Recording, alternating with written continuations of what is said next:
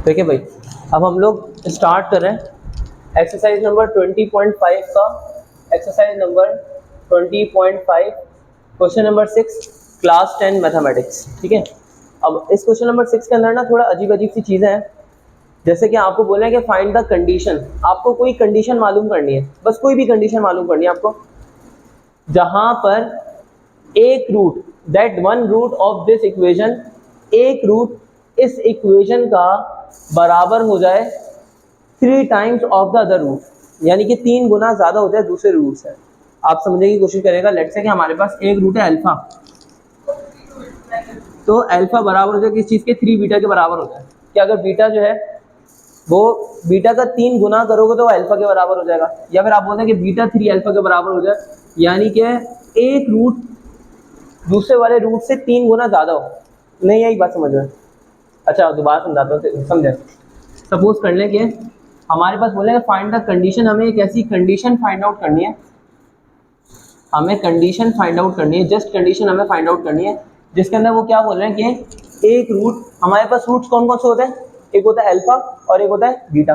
बोले कि एक रूट चाहे तो अल्फा ले लें चाहे तो बीटा ले लें, जो एक रूट है कौन सी इक्वेशन का, इस इक्वेशन का, वो बराबर हो जाए किस चीज़ के, दूसरे रूट से 3 टाइम्स बढ़ जाए। जैसे कि अगर मैं बोलूँ कि अल्फा अल्फा के बराबर है, तो बीटा बराबर हो जाए किस चीज़ के, इस अल्फा से 3 टाइम्स ज़्यादा हो जाए, यानी कि बीटा बराबर हो जाए किस चीज़ के, 3 अल्फा के बराबर हो जाए, ऐसा ऐसा हो जाए।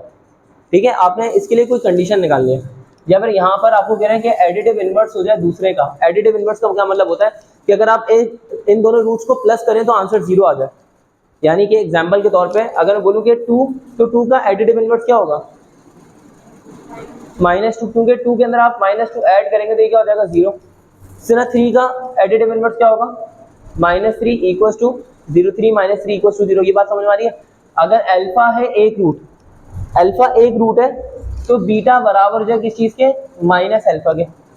यानी कि आपने यहाँ पर इन दोनों को ऐड किया, अल्फा प्लस बीटा होता है ना, अल्फा प्लस बीटा होता है, तो आपने क्या लिखा, अल्फा प्लस बीटा की जगह पे आपने क्या लिखा, माइनस अल्फा, और इसका आंसर क्या आ जाए, 0 आ जाए। बात समझ पा रहे हो मैं क्या कहना चाह रहा हूँ।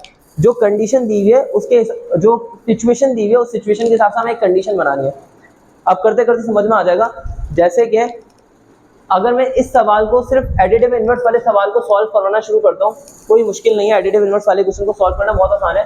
सपोज करने आपके पास गिवन इक्वेशन क्या है, ax² plus bx plus c equal to 0, ये आपके पास गिवन इक्वेशन है। यहाँ पर आप सपोज कर लें let the roots of this equation, let the roots of this equation are alpha and beta. Suppose कर लिया कि इस इक्वेशन के रूट्स क्या हैं, अल्फा और बीटा। अब आप सम ऑफ रूट्स निकालते तो क्या फॉर्मूला आता है, sum of roots, alpha plus beta करेंगे तो क्या क्या आएगा आंसर, अल्फा प्लस बीटा का क्या फॉर्मूला होता है, अल्फा प्लस बीटा का फॉर्मूला होता है -b/a। सही है, अल्फा प्लस बीटा का फॉर्मूला होता है -b/a। यहाँ पर आपने देखा माइनस की जगह पे माइनस आएगा, बी की जगह पे बी आएगा और ए की जगह पे ए आएगा, तो कुछ करने की जरूरत नहीं है, अल्फा प्लस बीटा -b/a के बराबर ही है। सही है, और अल्फा बीटा किस चीज़ के बराबर होगा, अल्फा बीटा बराबर हो जाएगा किस चीज़ के, c/a के। सी की जगह पे सी आएगा और ए की जगह पे आएगा, कुछ भी करने की जरूरत नहीं है। अब हमें क्या करना है, हमें इस कंडीशन को फॉलो करना है, हमें इस सिचुएशन को फॉलो करना है। सिचुएशन क्या है हमारे पास, सिचुएशन है हमारे पास कि इफ वन रूट, ये वाला वन रूट क्या हो जाए, is additive inverse of the other, one root क्या हो जाए, एडिटिव इनवर्स हो जाए दूसरे का। If one root is additive inverse of other, जैसे कि अल्फा इक्वल्स टू अल्फा के बराबर है, अज्यूम कर लें अल्फा अल्फा के बराबर है, तो बीटा इसका एडिटिव इनवर्स बन जाए, यानी बीटा माइनस अल्फा के बराबर बन जाए। सही है, ताकि अगर हम इन दोनों रूट्स को ऐड करें, अल्फा प्लस बीटा करें, तो आंसर क्या आए, अल्फा प्लस बीटा की जगह पे अल्फा की जगह पे अल्फा लिखा, बीटा की जगह पे क्या लिखा मैंने, माइनस अल्फा, तो आंसर क्या है मेरे पास 0, यानी दोनों एक दूसरे के एडिटिव इनवर्स हो। एडिटिव इनवर्स का मतलब ये दोनों रूट्स को आप प्लस करेंगे तो आंसर 0 आ रहा होगा। ठीक है, अब मैं यहाँ पे सिचुएशन बनाने की कोशिश करता हूँ। मैंने यहाँ पे क्या लिखा, मैंने यहाँ पे अल्फा की जगह पे अल्फा लिख लिया, बीटा की जगह पे माइनस अल्फा लिख लिया। मैंने बोला नाउ हमें कुछ पता है, कुछ पता है, जैसे कि alpha plus beta equals to, alpha की जगह पे हम लिख रहे हैं अल्फा और बीटा की जगह पे क्या लिख रहे हैं हम लोग, माइनस अल्फा। सही है। अब जरा समझिएगा, अल्फा प्लस बीटा की वैल्यू तो हमें पता है, अल्फा प्लस बीटा की वैल्यू क्या है, अल्फा प्लस बीटा की वैल्यू है माइनस बी अपॉन ए। सही है। Equals to alpha minus alpha कितना हो जाएगा, कट कटा के जीरो हो जाएगा ये। अभी क्या हो जाएगा, माइनस बी अपनी जगह पर आएगा, ए जीरो से मल्टीप्लाई होगा, तो जीरो मल्टीप्लाई बाय ए, यहाँ पे क्या बचेगा, जीरो, है ना। यहाँ पे क्या बचेगा, माइनस का बी, माइनस मल्टीप्लाई हो रहा है, इधर आके डिवाइड होगा, एक्चुअली ये माइनस वन लिखा हुआ है। सही है। तो ये क्या हो जाएगा, B equals to zero upon minus one multiply, इधर आके क्या हो जाएगा, डिवाइड, तो बी की वैल्यू क्या आ जाएगी, जीरो। यानी कि यही हमारी कंडीशन है कि बी जीरो होगा तो एक रूट दूसरे रूट का एडिटिव इनवर्स बन पाएगा, अदरवाइज नहीं बन पाएगा। ये कंडीशन हमारी निकली और यही हमारा आंसर है। इस पार्ट का आंसर समझ में आया, किस तरह सॉल्व करना है, थोड़ा थोड़ा एक काम करते हैं, मल्टीप्लिकेटिव इनवर्स को सॉल्व करते हैं तो शायद आपको ये बहुत अच्छे से क्लियर हो जाए। ये आसान सवाल नहीं है, थोड़े अजीब से सवाल है। अब देखो, मल्टीप्लिकेटिव इनवर्स का मतलब ये होता है कि आपके पास दो वैल्यूज है, उन दो वैल्यूज को मल्टीप्लाई करके आंसर बन आ जाए, तो वो दो वैल्यूज एक दूसरे के मल्टीप्लिकेटिव इनवर्स कहलाएंगे। मल्टीप्लिकेटिव इनवर्स का मतलब क्या है, मल्टीप्लिकेटिव इनवर्स का मतलब क्या है, मल्टीप्लिकेटिव इनवर्स का मतलब यह है कि आपने दो वैल्यूज को मल्टीप्लाई करवाया और उन दो वैल्यूज को मल्टीप्लाई करवाने पे आंसर क्या आ जाए, आंसर वन आ जाए, तो वो दोनों वैल्यूज एक दूसरे के मल्टीप्लिकेटिव इनवर्स कहलाएंगे। जैसे कि अगर हमने क्या किया, टू को मल्टीप्लाई करवाया वन अपॉन टू से, टू को मल्टीप्लाई करवाया वन अपॉन टू से, तो टू से टू क्या हो जाएगा, कैंसिल, क्या बचेगा, वन। इसका मतलब one upon two multiplicative inverse है किसका, टू का। अब बात समझ में आई। थ्री का मल्टीप्लिकेटिव इनवर्स क्या होगा, थ्री का मल्टीप्लिकेटिव इनवर्स हो जाएगा वन अपॉन थ्री। अल्फा का मल्टीप्लिकेटिव इनवर्स क्या होगा, वन अपॉन अल्फा। बीटा का मल्टीप्लिकेटिव इनवर्स क्या होगा, वन अपॉन बीटा। बात समझ रहे हो। अब आते हैं जरा इस सवाल पे। हमें इस सवाल के अंदर क्या कहा जा रहा है, हमें इस सवाल के अंदर बेटा कहा जा रहा है कि फाइंड द कंडीशन। हमें क्या चीज फाइंड आउट करनी है, हमें एक कंडीशन फाइंड आउट करनी है जिसके अंदर एक रूट, वन रूट क्या हो जाए, if one root is multiplicative inverse of other. हमने एक ऐसी कंडीशन निकालनी जिसमें मल्टीप्लिकेटिव, जिसमें एक रूट दूसरे रूट का क्या बन जाए, मल्टीप्लिकेटिव इनवर्स बन जाए, तो हमने वो वाली कंडीशन फाइंड आउट करनी है। ठीक है। एग्जाम्पल के तौर पर समझाता हूँ। सपोज कर लें कि अल्फा किस चीज के बराबर है, अल्फा के बराबर है, तो बीटा इस अल्फा का मल्टीप्लिकेटिव इनवर्स बन जाए। यानी कि अल्फा का मल्टीप्लिकेटिव इनवर्स क्या होता है, वन अपॉन अल्फा। यहाँ तक बात क्लियर समझ में आ रही है। अब देखें, हमारे पास दो चीजें अवेलेबल है कि अल्फा प्लस बीटा हमने पहले से निकाला हुआ है। अल्फा प्लस बीटा किस चीज के बराबर है, माइनस बी अपॉन ए के। और हमें एक और चीज पता है कि अल्फा बीटा किस चीज के बराबर है, वहां पे सी अपॉन ए। हम वो सिचुएशन उठाएंगे जिससे हमें कंडीशन निकालना आसान रहेगी। अगर मैं यहाँ पे क्या पुट कर देता हूँ, यहाँ पे बीटा की जगह पे वन अपॉन अल्फा पुट करता हूँ। सही, बीटा की जगह में क्या पुट करता हूँ, वन अपॉन अल्फा।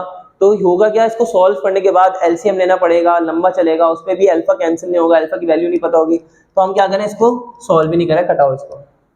हम कहाँ से सॉल्व करना शुरू करेंगे, हम यहाँ से सॉल्व करना शुरू करेंगे, क्योंकि यहाँ से सॉल्व करना आसान रहेगा। कैसे कि अल्फा की जगह मैंने क्या लिखा, अल्फा, और बीटा की जगह पे क्या लिखा, one upon alpha equals to C upon ए।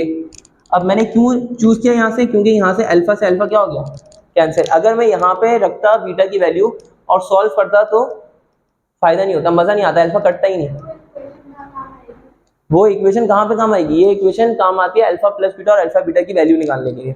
अगर इक्वेशन के अंदर कुछ ऐसे लिखा होता है 9x² plus 2x plus 3 equals to 0, तो जाहिर सी बात है माइनस बी अपॉन ए और सी अपॉन ए की जगह पे वैल्यू चेंज हो जाती। अब ये इक्वेशन का काम यहाँ पे खत्म हो चुका। ठीक है। अब हमने यहाँ पे क्या देखा, यहाँ पे अल्फा से अल्फा कैंसिल हो गया, यहाँ पे क्या बचा, 1 equals to C upon A. ये ए 1 से मल्टीप्लाई होकर क्या हो जाएगा, ए इक्वल्स टू सी, और ये हमारी गिवन कंडीशन आ जाएगी, ये रिक्वायर्ड कंडीशन आ जाएगी, और ये हमारा आंसर है। क्लियर, समझ में आ गया। अब उसके बाद हमारे पास थर्ड कंडीशन क्या है, चलो भाई, अब हमारे पास थर्ड कंडीशन क्या है, तो मतलब फर्स्ट क्वेश्चन क्या है कि एक हमने ऐसी कंडीशन निकालनी है जिसमें एक रूट दूसरी रूट का 3 टाइम्स हो जाए। सही ना, समझाने की आसान अल्फाज में कोशिश करता हूँ, आपको ऐसे पता भी है कि यहाँ पे अल्फा अल्फा के बराबर है और बीटा किस चीज के बराबर हो जाएगा, सीधा सीधा 3 अल्फा के बराबर हो जाएगा। हमने एक ऐसी कंडीशन निकालनी है जिसमें अल्फा और बीटा मौजूद ना हो, बल्कि ए बी सी करके कोई सी कंडीशन आ रही है। जैसे यहाँ पे आई हमारे पास एक कंडीशन b = 0, यहाँ पे आई a = c। अब यहाँ पे भी एक ऐसी इक्वेशन निकालनी है, ऐसी कंडीशन निकालनी है जिसमें a b c करके कुछ कंडीशन आ जाए। ठीक है, आओ जरा सॉल्व करते हैं। हमें अल्फा प्लस बीटा की वैल्यू पता है। अल्फा प्लस बीटा की वैल्यू क्या है? अल्फा प्लस बीटा की वैल्यू है -b/a। सही है, वहां पे भी लिख लिया हमने अल्फा प्लस बीटा की वैल्यू। फिर अल्फा बीटा की वैल्यू हमें पता है। अल्फा बीटा की वैल्यू क्या है? c/a। सही है, अब जरा देखते हैं हम यहाँ पे क्या करेंगे। अल्फा प्लस बीटा की जगह पे अल्फा की जगह पे अल्फा लिखेंगे, बीटा की जगह पे क्या लिखेंगे? 3 अल्फा इक्वल्स टू -b/a हो जाएगा ये। ठीक है, हो जाएगा alpha plus 3 alpha, alpha plus 3 alpha हो जाएगा 4 अल्फा, है ना। 4 अल्फा इक्वल्स टू -b/a। ये क्या हो जाएगा? Alpha equals to -b/4 multiply और इधर आके डिवाइड हो जाएगा, ये क्या हो जाएगा? 4a। ठीक है, अल्फा इक्वल्स टू -b/4a हो जाएगा। यहाँ तक क्लियर है, समझ आया? पक्की बात है, झूठ तो नहीं बोल रही, पक्की बात है, समझ आ गया। अब यहाँ पे देखो, यहाँ पे क्या हो जाएगा? अल्फा की जगह पे क्या रहेगा? अल्फा। बीटा की जगह पे क्या पुट किया? बीटा की जगह पुट कर दिया 3 अल्फा इक्वल्स टू c/a।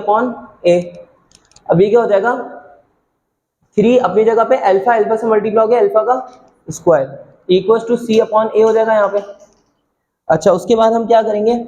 यहाँ पे हमने 3 अपनी जगह पे रखा, अल्फा की जगह पे उसकी वैल्यू पुट करो। अल्फा की वैल्यू क्या है? अल्फा की वैल्यू है -b/4a। ये अल्फा की वैल्यू यहाँ से उठा के यहाँ पे पुट कर देते हैं। अल्फा की वैल्यू क्या हो जाएगी यहाँ पे? -b/4a, साथ में क्या आ जाएगा? Whole square equals to c/a। ठीक है, अब यहाँ से फर्दर सॉल्व करो। 3 अपनी जगह पर रहेगा, ठीक है, और माइनस स्क्वायर से खत्म क्या बचेगा? सिर्फ b का स्क्वायर बच जाएगा। माइनस स्क्वायर से खत्म हो गया, b का स्क्वायर, दैट इज b का स्क्वायर।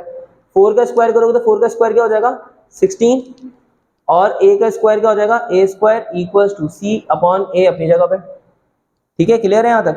अब देखो भाई, यहाँ पर हम क्या करेंगे? 16a², ये डिनोमिनेटर में डिवाइड में हो जाएगा, क्या हो जाएगा? मल्टीप्लाई हो जाएगा। ये क्या हो जाएगा? 3, साथ में क्या लिखा हुआ है? b² इक्वल्स टू 16a², इधर आगे c से मल्टीप्लाई होगी, 16a² c/a। ठीक है, अब एक a से एक a क्या हो जाएगा? कैंसिल, क्या बचेगा? 3b² equals to 16ac। हमारा आंसर आ गया, कंडीशन आ गई। ये हमारी रिक्वायर्ड कंडीशन थी। समझ आया? ऊपर से गया, अभी भी समझ में नहीं आया? आया? लास्ट वाला ट्राई करें, लास्ट वाला।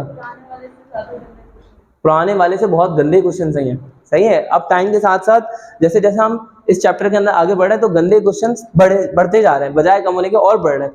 सही, हमारे पास स्क्वायर ऑफ द अदर, एक और गंदा क्वेश्चन। सही है, स्क्वायर ऑफ द अदर का मतलब यह है कि एक रूट लेट से अल्फा अल्फा के बराबर है, तो बीटा इस अल्फा का क्या होगा?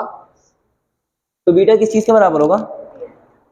अबे ओ स्क्वायर होगा, स्क्वायर क्या होगा? अल्फा का स्क्वायर होगा। देखो हमारे पास बोल रहे हैं कि हमने ऐसी कंडीशन निकालनी है जिसमें एक रूट दूसरे रूट का स्क्वायर बन जाए। जैसे कि अगर अल्फा अल्फा के बराबर है तो बीटा अल्फा के स्क्वायर के बराबर हो जाए। ठीक है, अब मुझे नहीं पता कैसे निकली ये कंडीशन, पहले भी नहीं पता था हमें। ट्राई करते हैं, क्या पता समझ आ जाए। अब देखो, जैसे हमारे पास गिवन कंडीशन हमारे पास क्या है, हमें पता है कि अल्फा प्लस बीटा किस चीज के बराबर है? -b/a के। सही है, और अल्फा बीटा किस चीज के बराबर है? c/a के बराबर है। अब हमने क्या सोचा? हमने यहाँ पे ये सोचा कि भाई अगर हम ये वाली कंडीशन यूज करते हैं, alpha beta equals to c/a वाली, कोई फायदा है इसको यूज करने का? जैसे कि हमने बोला कि भाई अल्फा की जगह पे अल्फा रखा और बीटा की जगह पे क्या रखा?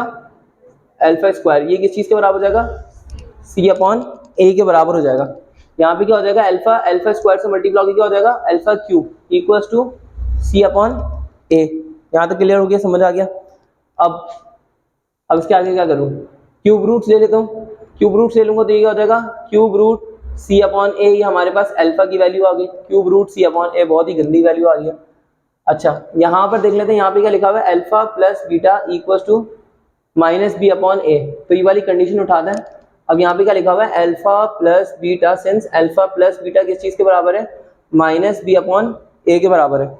हमने अल्फा की जगह पे अल्फा रखा, बीटा की जगह पे क्या लिख लिया, बीटा किस चीज के बराबर है, तो हमने बीटा की जगह पे लिख लिया alpha square equals to minus का बी अपॉन ए।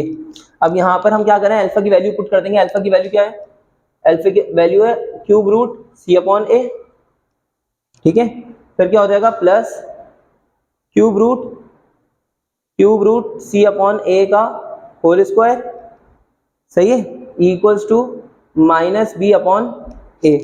ये चाहो तो आप इसको ऐसे लिख सकते हो, ये जो क्यूब रूट है इसको हटा के ऐसे लिख सकते हो सी अपॉन ए की पावर, देखो ये क्यूब रूट है इधर लेकर आ जाओ, पावर तो 1/3 प्लस ये क्या हो जाएगा सी अपॉन ए की पावर, ये क्यूब रूट इधर लेकर आओ तो क्या बन जाए 2/3, और यहाँ पे क्या लिखा हुआ है equals to minus B upon A. ये हमारी रिक्वायर्ड कंडीशन है। इसको और सॉल्व करने की जरूरत नहीं है क्योंकि बहुत ही खतरनाक हो गया ऑलरेडी, सही है। बस ये हमारी कंडीशन है, कॉपी कर लो इसको। अल्लाह हाफिज।